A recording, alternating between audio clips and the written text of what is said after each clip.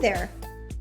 Have you ever wondered how to put it all together when it comes to your marketing and how to get organized and create the systems that you need so that you can really accomplish what you're here to do in private practice? Well, look no further because today's talk is all about putting it all together. This is Tips and Tricks in Private Practice, and I'm Francisca Mix, the owner of Francisca Consulting and Counseling. Thank you so much for being here. So whether you are new to private practice or you have been at it for a while and you're kind of going, whoop, I'm ready to get serious. I'm ready to be a professional when it comes to marketing, you have come to the right place. First, subscribe to the channel. Make sure to engage by putting your ideas, your questions in the comments. Engagement will empower you. It increases your clarity. You know, I always say to those in training, how do you actually make all this material your own? The answer is engage with it. So take notes, come up with questions, put them in the comment, subscribe to the channel, and see how that shifts your involvement or your willingness, receptivity to the material that I will be reviewing. Now, these last several weeks, I've been honed in on Summer Lovin', really about how to navigate the summer lull so that you maximize that free time. Because in the summer, there is a little bit of a dip with the number of appointments that you might have. Why? Well, I don't know. It's nice out, right? You want to go to the beach. You want to go on a hike. You're on vacation. You might just take that extra mental health day, whatever it might be. There is a natural pulse and pull to rest and relax. Am I right? So as the business owner, we tend to feel a little, oh boy, a little nervous. I'm here to say having that lower time for other things is exactly where you want to be, because there is a time and a place to be really the therapist all the time. But then this is the time and a place to be the marketer, to really engage and deepen your understanding and your output as you market your private practice. So here we go. We're going to put it all together. Now, these last several weeks, I have reviewed high level. What is a marketing plan? What goes in it? What are marketing objectives and some strategies? And I'm going to stick it all together right here and right now. So this video might be a little bit longer, but bear with me. Repetition is so important for the process of change. And what are you here to do? What are you here to change? Maybe the bottom line of your company, maybe your confidence when it comes to the marketing that you want to do, right? There you are on the roll. You're on a change process, and I already know it, and so do you. So repetition is key here. And so today I'm going to put it all together. So let's talk about navigating the summer lull. There is this thing that happens. People just want to be outside. They really don't want, they get that senioritis type of feeling. You might be feeling it too, and that's okay. Let's embrace it. So how to navigate it. If you haven't done so, chances are, talking to clients about your schedule upcoming several months is definitely a habit that you want to get used to, because before we know it, it's going to be back to school. Before we know it, it's going to be holiday season. Before we know it, it's spring break, so on and so forth. Am I right? So get into the habit of not just looking at your schedule or your business 1 week at a time. Who wants to live paycheck to paycheck, right? You got to extend a little bit further, future thinking. So go quarterly.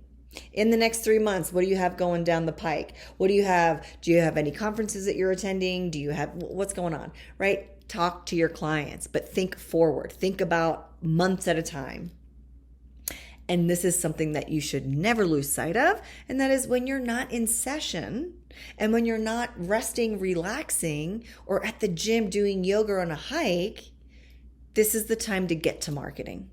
This is the time to get to marketing when you're not in session, because we wear multiple hats as the business owner, and you've probably figured it out. To be successful requires more than just offering therapy. So when you're not in session, get to marketing. All right, again, recap.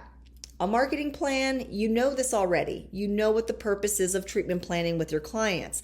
A marketing plan is going to help you Define your marketing objectives. It's going to help you define the budget and the time that you want to, really stay focused so that you can really move that needle forward and get to where you want to be.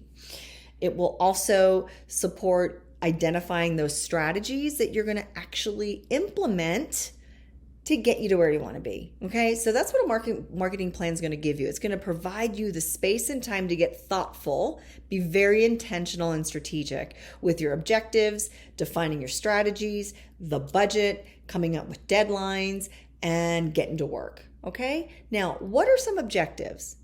We've got increase your brand awareness. Do you have a brand? Have you defined it? If not, get to that first. You don't want to have the cart in front of the horse, right? There is a progression. So if you're just getting started, start thinking about your brand. Who are you as a company? What do you stand for? What is your mission? What are your values? Who are the clients that you want to serve? And how do you want to do that? Okay, that's who you are. And a brand is way more than just a font and the colors that you like for your logo. It is part of it, and there is a bit more to it. But a marketing objective is how to increase your brand awareness. So how are people going to become more aware that you exist and more aware of what you have to offer? Another objective is how to build your reputation.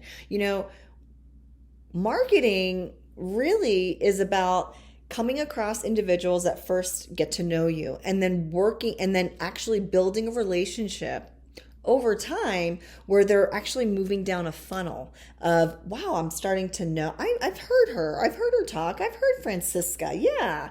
Consulting. Yeah, I've heard. I saw her speak at a conference. I, checked out the YouTube channel. I read a blog. These are all marketing strategies, by the way. I'll get to that in a minute.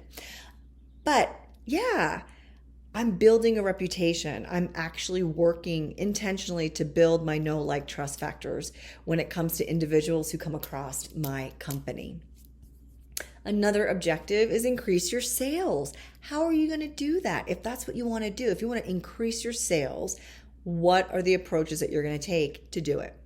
Another objective might be launching a product or a service. Say that you're ready to get into public speaking, you want to offer a workshop, and then what are the steps that are needed in order to be successful? You might want to explore new markets as a strategy, as an objective, and also you might be ready to transform or shift your business model. This is an objective, and your marketing strategies can really support you to do so. All right, now, you're not supposed to do all of these things, right? Less is more, right? When you work with a client and they're like, I want to do this, there's a bit of overwhelm. So work less to accomplish more. Just pick one or two things. Trust me, picking one or two things creates structure. It's limited. And really, with the free time that you do have, it really saturates the area that you're going to step in, right? You're really going to develop depth.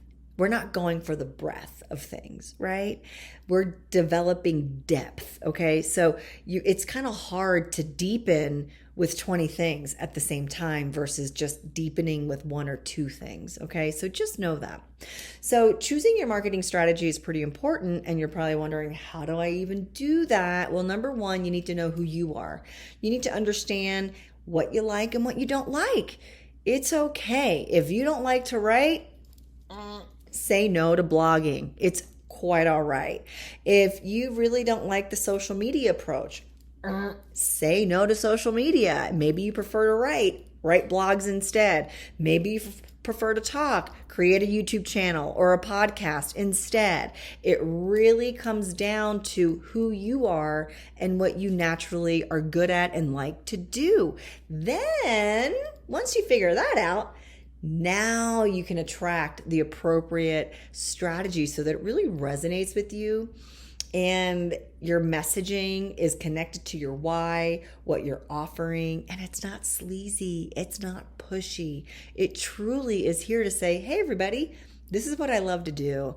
And those who are looking for what you're offering will come in contact with you somehow, some way, because that's what you're actively working toward, right? Based on your objectives. So let's get into the strategies. You're not to do all of them. Again, it really comes down to what you prefer to do. Trust that. Now, if at any time you're sitting here going, oh my God, I don't even know where to start, by all means, reach out.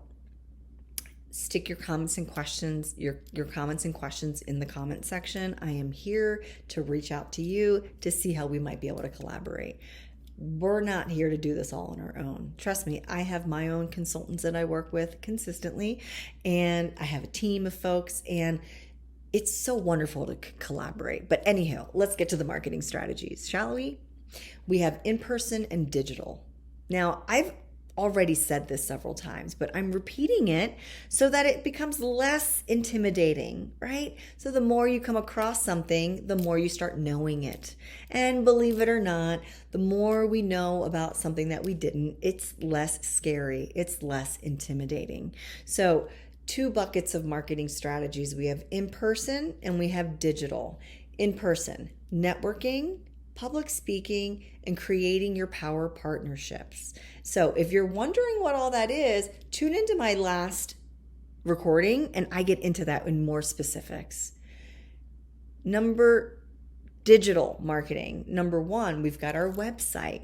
Your website is your digital storefront. It's open 24/7, 365 days a year. This is amazing because everybody's on a search engine looking up something. Now, there are actual strategies and techniques to improve the chance of popping up organically on a search engine. You can actually pay for ads like Google ads to support that so that you're automatically number 1 or number 2 or number 3. There are approaches in navigating the strategy. Reach out if you have any questions about that. Another digital strategy is content marketing. So anytime that you're creating content, like on your website, maybe you want to blog, or you're not much of the writer, you're more a talker, you might do a podcast, you might do a YouTube channel, right?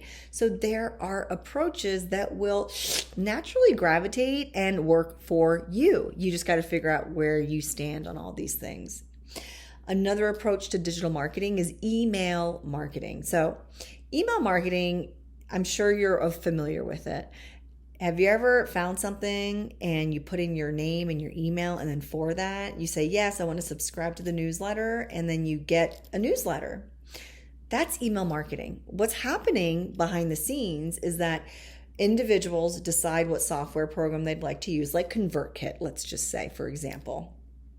And ConvertKit creates this database where you create these forms, people fill in, and for that they get that freebie that's on your website called a lead magnet. And you store this email, and then you start creating an email sequence, right? Where over time you send an email to these people, providing more value, offering, hey, did you realize I just, released a video, or my latest blog is this, or whatever it might be. But it's developing a relationship over time in the email arena. And I'm here to say, folks, email marketing by far has the greatest return. It does still win over social media. So if you want to learn more about it, reach out. I'm definitely here to help. So email marketing, it's a long game because you're developing a relationship over time with the hope that you're working these folks down a funnel so that eventually they say, I am going to call and, sign up, whether it's therapy, whether it's a workshop, whether it's a course, whether it's a whatever you're offering. That's email marketing. Social media is another digital strategy, and I know that you're on it somehow, some way, whether it's your personal Instagram, maybe you view the TikTok or Facebook or LinkedIn, whatever, YouTube. This is social media. Okay, now there is a way to maintain your sanity with social media because it is super, super duper quick, and there is a play-by-play approach in being strategic about it and creating your systems, your standard operating procedures, if you choose to use social media as a strategy to meet your objective. So that's a lot of information, right? But at least, hopefully, if you've been tuning in, this isn't the first time you heard it. Again, the purpose of tips and tricks is to hopefully inspire you and to motivate you and evoke your skill, your wisdom, your passion, so that you can actually continue to create a business that you are so proud of that you don't, and then you can take 4 weeks off in a year or whatever it might be, whatever your dream is in private practice. So that's the hope, folks. Again, subscribe to the channel. Put in your questions. I'd love to hear from you. I know that's a lot of information, and this has been a longer video. Thanks for staying along the way. So hopefully it's not as scary and you're getting a better sense. You're getting your footing as it relates to marketing your business. Alrighty, folks, thank you so much for tuning in. Until the next time, be well.